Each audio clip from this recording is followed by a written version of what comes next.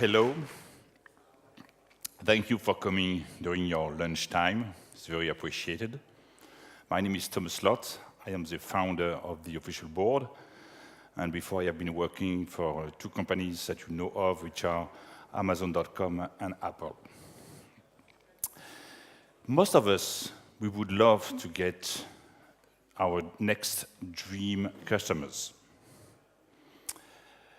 Wouldn't it be great to meet with Jeff Bezos, the CEO of Amazon.com, or with Tim Cook, the CEO of Apple? Yet, what are you going to tell him? Are you going to look as a fool? Wouldn't not it be more appropriate to meet with somebody or at a lower level in their organization? This is exactly what we are helping at the official board. We are displaying the organizational charts of all the companies in the world making over $100 million in annual revenue. But to come back to my example, if you ask one of your junior team member to handle such a challenge, it's going to be extremely difficult. Most of you in the room, you are experienced senior leader, so it's relatively easy for you. So, what we are going to cover in this presentation is, one, how do executive database providers like us collect their information? First. Second, what should you check when managing your own executive data? And finally, what are the best practices to leverage those executive data? First, let's look at how are used today those executive databases. To make it simple, they are used in sales, in HR, and in finance. In sales, it is mostly to learn about your existing and prospective customers. When you look at the very best of us, they know they are missing at least 20% of their potential customers. When we look at our customers, they miss on average 45% of their potential customers. Why is that? The reason is that within large companies, many events are happening. They launch new products, they expand to new geographies, they buy companies, you name them.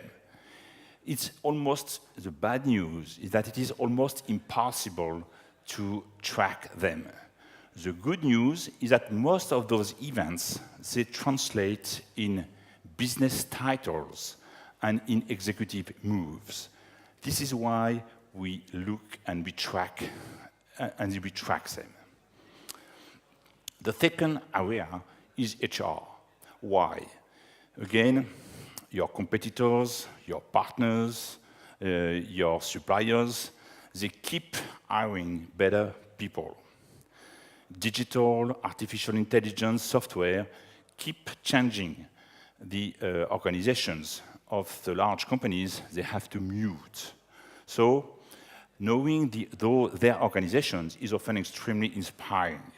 It's also helpful when you want to understand the exact jobs of your applicants. Let's take the example of a VP of marketing. His role would be very different whether or not he has colleagues that are VP digital, VP communication, VP products, and so forth. So in other words, the fact that you understand the global picture of the company can help a lot. Finally, we have several customers which are highly involved in stock pickings. Why? Because they, of course, they follow the quality of the management and the quality of the team thanks to those databases. So now let's enter into the subjects. There are 4 main sources of information for data providers like us. The first one is created by regulation. There are about 20,000 companies listed on the stock exchanges worldwide. And those companies, they have to provide transparency to their investors. So they have to display the executives and the board members in a timely manner. Second set is about the regulations in most countries. Most companies have, whether they are big or small, have to register on their local registries of commerce. There are about 400 million companies worldwide, mostly small, that have to provide to those local registries the persons in charge. So this is the first source, so about regulation. The second source is mostly created by teams of investigators. It can be for media, such as Fortune, Business Week, the Wall Street Journal, and all the big names. They have teams of experts and teams of journalists to understand and to provide you the best possible news. You also have much smaller companies which are crawling the web or are phoning the companies just to catch those information. Typical example would be Relationship Science in the US and ZoomInfo. The third source of information is massive user participation. They can be moderated or not. Of course, 2 very well-known examples are LinkedIn and Wikipedia. The fourth source of information are search engines. There are really 2 types of search engines. The ones that are scrutinizing the public information and the ones that are scrutinizing private information behind paywalls.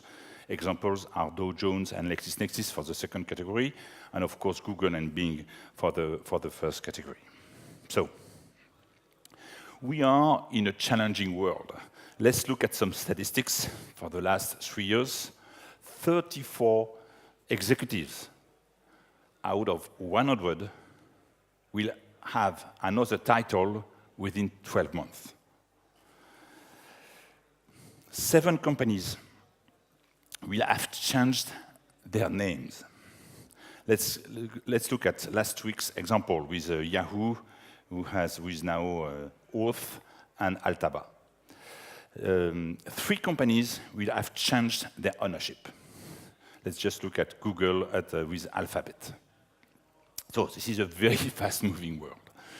The second thing is that it is an area where the names are not standardized. If you look at the company names, you take those example, Microsoft, it could be big companies like those. And it's true all over the world.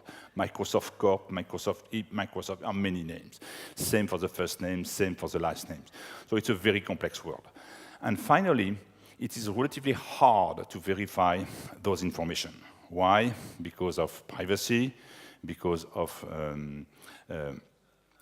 confidentiality, simply because the people, they just don't know. Okay, so it looks very much as a gigantic jigsaw for which everyone has a few pieces, but no one has the complete picture. So, we talked a lot during this conference about it. There are many new technologies to look for data, whether it's deep learning, whether it is neural networks, whether it is artificial intelligence, whether it is machine learning, many new technologies which are extremely exciting. They are often presented as magic black box, out of which you would get compelling insights. They would pop up more or less magically. The hard truth is that if you don't have the right data at the beginning, you are in bad shape. So what are the what you should look at when watching for your data. The first thing to look at is, of course, how your market is covered. Let's take a concrete example. Do you need all the companies, or just do you need the most important companies? Do you need to know everything about each executive, his hobbies, his previous roles, his education, his colleagues, and so forth, or just do you need a few simple information? If you look at the financial results, do you need the accounting details on within the 5 last years, or just do you need to know that it's a big company making over 1 billion euro in annual revenue? So first, what is the coverage of your target? The second thing, and especially this is very true in the business environment, is who has verified the data. Some data are complex to understand, and there is no way algorithm, for the time being, are able to check those data. So you need human experts to check those data. So checking who has done it is important. Third point is about the freshness. For some information, you need information every second, every minute, every hours, every week. But the most important part is to make sure that you have the last freshness date, at which moment in time the information has been updated. And finally, this is something we often forget, is that if you want to update the information over time, you need to make sure that the information is well structured. Let me give you a very basic example. If the name of the countries are not normalized, you are in trouble. Okay? If the name of the people are not normalized, you are in trouble. So just to say that those processes of having the right fields and having the right edition criteria are very important. So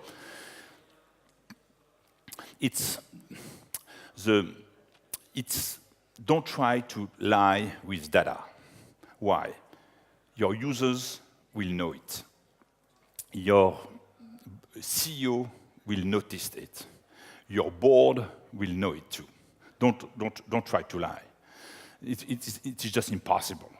So, what I have learned during the last 6 years is, first, using data, you will discover gems, but it will take time. There will be crossroads, there will be deadlocks, but it will pay off, first. Second,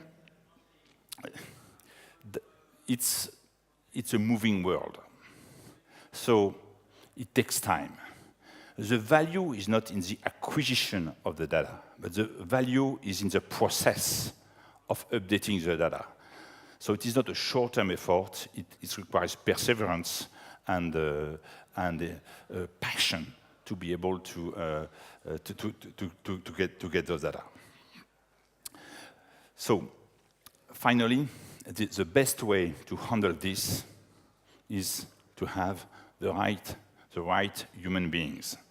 So, hire smart, passionate people to take care of your data. So, as a conclusion before our questions. So, data is an asset. So, how can you compute, or how can you evaluate the return that you will have on your assets? I will ask myself 3 questions, and this is what we do at the official board each time we have to add new data or to investigate new fields. First, do those data bring new opportunities to my companies? In more concrete ways, will they help me to expand to new markets? Will they help me to unveil new services? So it's really about new opportunities. The second one about data is, will they help me to save time? How I am going to be able to go faster to reach new markets? Shall I produce those data, or shall I lease those data? Very basic questions that you need to ask yourself. Finally, we all know the success of Facebook, of Amazon, or of Google, and how they have created strong advantages thanks to their unique data set. The question for each company is which data are going to bring sustainable differences on the long term. And most of the companies now are valued thanks to their data. So now we have time for questions. Is there any questions that I can help on?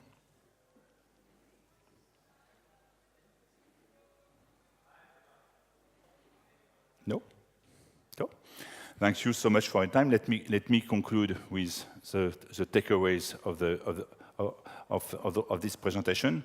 There are three things to take away with you. First, executive database help in an array within sales, HR, and finance. Second, hire a smart, passionate, persistent team to take care of those data. And finally, use verified data to create long-term value for your company. So if you want to get in touch, here is my email, and we keep a blog on which we provide additional information. Thank you so much, and enjoy your lunch.